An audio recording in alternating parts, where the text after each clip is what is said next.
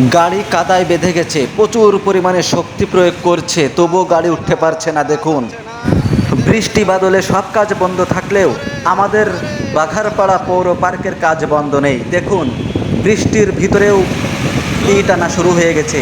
পুরো 1,00,000 ইট আসবে সর্বপ্রথম বাউন্ডারি করার জন্য এবং পাঁচিল গাঁথার জন্য।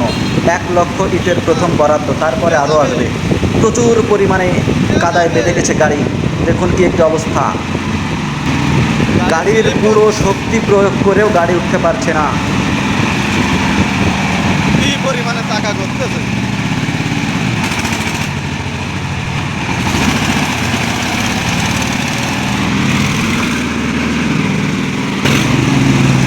বাবা, ভালোই সত্যি গাড়ির গাড়ি।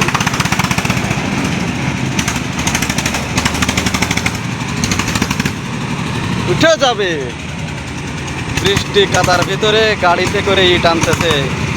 এখানে বেঁধে গেছে গাড়ির চাকা।